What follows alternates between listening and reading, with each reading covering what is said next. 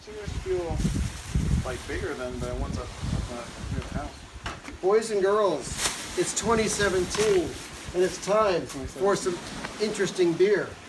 And this is Bill, and I'm here with This is Chris. our charming co-host, Chris, also known as Security. Yeah.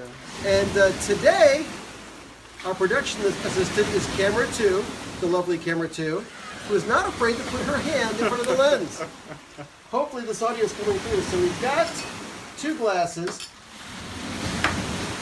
And one of the reasons that I brought Chris along, aside from the fact that he's a good guy, is that I think he's a much more articulate as far as describing beers than I am. So, which one of these do we want to try first? What do you got? I've got the red. Let's try the red one. Okay, so this is the Lost Craft Crimson Premium Red Ale. Can you see that? No? Yes? Up? No, Down? yeah. Okay. It just the logo's not. Yeah, it's kind of hard to Breaking the see. illusion here.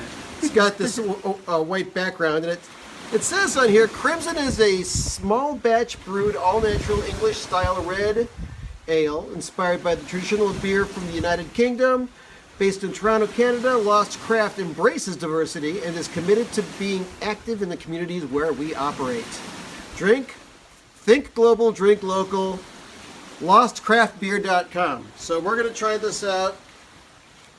We're going to pop the top. Toronto. Yes. Whoa! And it is a foamy beer. Let's see how well it pours. Get any in there. Oh, there we go. That's not bad. All right. That's pretty good. It is pretty red. I'll get that. Let's pour some for you. We'll equalize them out later. Well, you got the better looking Yeah, I was one of the gonna bunch. All right. Pretty decent head.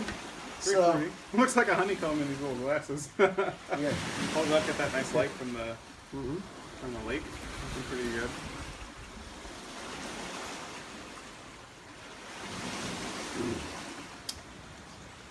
Goes down really smooth. Yeah, it's not a strong red. Yes, that's what I was gonna say. Is that there's a red? I think it's one of the Great Lakes reds or red ales. It's really strong. This has a little spice on the end. I can't figure that out though.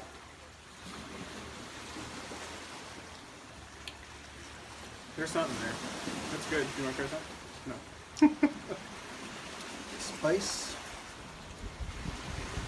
Right.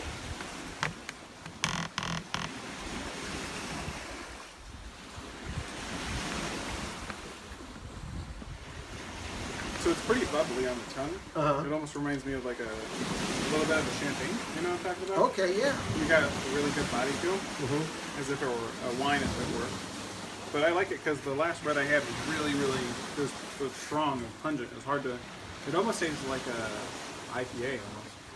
I guess it's kind of the way out. What's the alcohol content in this? 4.7. Not bad. Yeah. So that is the Lost Craft Crimson. And we're going to stop the camera for a little bit while we finish these, and then we'll drink our second. Okay, so we have finished with beer 1. We've done some modifications to the audio, so hopefully you can hear us better. Sounds better. And we've got the second beer from Lost Craft. This is the Sirius Premium Pale Ale. The word is out as to whether or not Sirius XM Radio is going to sue these people or not. But this is 4.9% alcohol. Touch higher. Yep. The guy in the store said that one was supposed to be named after Sirius Black from Harry Potter. Oh, okay, But Sirius this is Black. a premium, or what's it say? It's not like a dark lager or anything like that. It's so. a small batch brewed all natural dry hop pale ale, Pale ale. There you go. inspired by traditional beer from the United States. So, Oh yeah, this is the one where this one was based out of the UK. That one's California, and the other one is. well, there's another one which we aren't going to drink yet because we can only take so much beer before we can't be responsible journalists anymore. The third one was... This was UK, LA, or California. Where was the other one from? I don't know. Whatever. Oh. Anyway, so this is the Sirius Premium Pale Ale. Let's see if this one explodes on us. More smooth. Just a little bit. Yeah. Just a little bit. All right. They did have a particularly harrowing car ride here. Under seats and in consoles and Yeah, glove boxes. That's true. As a matter of fact, one of the beers that we had, a dark Hockney, did not survive the trip. So we hang our heads low at the loss For a of that. fallen soldier. That's right. So I'll pour some of this. It's pale. We got a nice color to it. Uh-huh. Go ahead and pour that.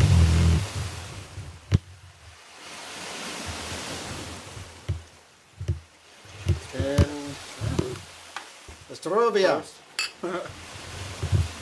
Oh, it smells. That's very yeah. fresh. This smells like a pine pale cone. ale. Yeah. A pine cone? I like that. Very fresh. But still very flavorful. Yeah, I was gonna say it's Um, not a.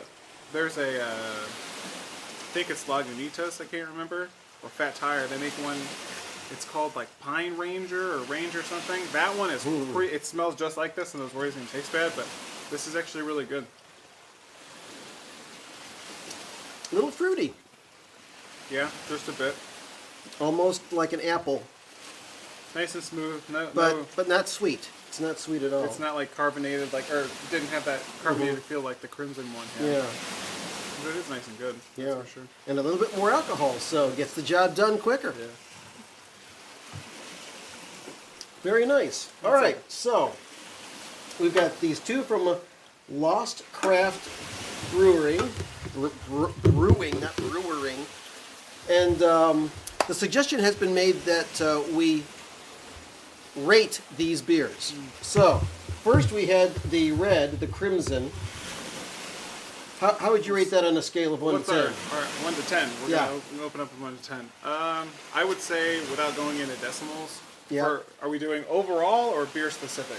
For a red ale, that's probably a red lager. Uh-huh. I can't Yeah, remember. it's a Red red ale. Red ale. I would say that's probably like an 8 out of 10. But 8 out of 10, overall- okay. Overall, I think a solid 8. It had that nice feel, the mouthfeel, and it tasted really well. Went down smooth. Okay. Nice head. I thought it was pretty good overall. All right. What about you? Well, as far as it being a red ale, I'd probably give it a 7 out of 10. And probably also a very strong 7 as far as drinkability and flavor. Yeah, I feel like one of the harder things is when in this relaxed environment is being able to drink a beer all day. You know? I was listening to what is it? Podcast Chewing It. It's with Steve Lemmy and Kevin Heffernan from why can't I remember?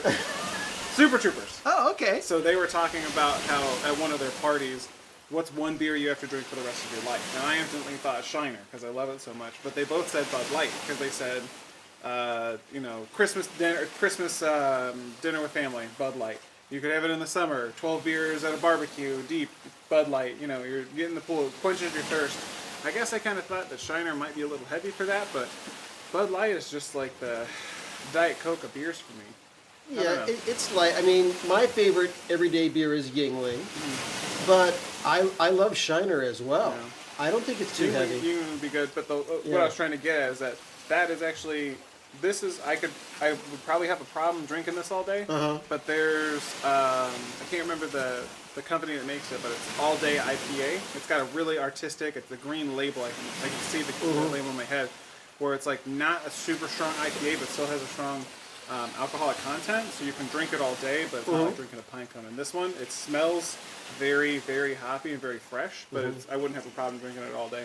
Okay, so then when it comes to the Sirius Pale Ale, how would you rate that? I'm pretty impressed. I would probably say another 8 on this one. I know that I'm not a big IPA person. I was in college for a minute, but I kind of lost the taste. I think liquor might have ruined that. But I think an 8. I could drink this all day, and it's nice up here by the water. Yeah, pretty solid. I like it. Yeah. As far as a pale ale, definitely a high 8, because it does everything that a pale ale should do, and it's got a good flavor on it without just punching you in the face with the hops. Yeah, yeah. A lot of the times, it's almost like I regret buying this or getting this Yeah. because it's so strong. I bought a 6-pack of that Lone Ranger, whatever it was, where it was super, super. Like you said, it was like drinking a pine cone. Daddy Longlegs just bit the dust. Another one. Yep. Very good though. I But like it. overall, since I am not a fan of IPAs at all, but Same. I'm not going to mind drinking this at all, I give this a 7. So, I would say a 7 yeah. overall too. One interesting thing is when we were looking for interesting beers for this season, Chris asked for some sour beers, and the guy at the LC, what is it? LCBO, Liquor Control Board of Ontario, he said they don't get much of them around there. Yeah, I guess not. I mean, Sam and I got spoiled on our honeymoon. We went to a brewery called Jester King in Austin, Texas. Uh-huh. And they specialize in sour beer.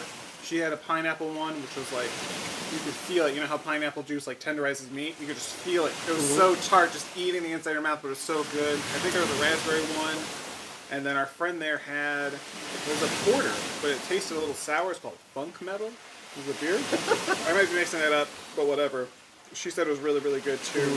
She works there now, so hopefully, Lauren, if you see this next time we go to Austin, Texas, we can go back to Jester King. But yeah, I don't know, like the beer we had at lunch. What was it? We Bruce had County. the Bruce County Lager. Yeah, that was a very, like I said, it tasted like a Boddington's, like a very strong English influenced beer.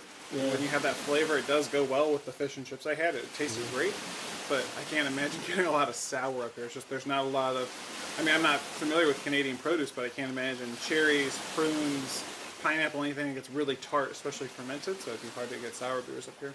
Yeah, we had a truly interesting lager at lunch. It was, like you said, the Bruce County Lager. For me, it had kind of like a woody flavor to it, but also I tasted a unlit tobacco taste in there. There was a little bit, it was like Yeah. a darker, not a pungent would be too strong a word, but there was definitely something in there, so I joked that it was the water in Canada. You know, people say the bagels in New York taste so much better because of the water in New York, whatever, Yeah. but whatever they made it with here, it had a little bit of a, like almost like a burnt kind of, I don't know, burnt tobacco would be too strong, but very like a fresh cigar, almost Yeah. a little bit of mellow in there. And if you want to seek that out, that's at the Lion's Head Inn in Lion's Head, Ontario, Canada. So, that's it. This was a very enjoyable beer tasting. We have, We're going to have to do more of these. Plenty So, more. Plenty of beer. enjoy. Thank you for watching.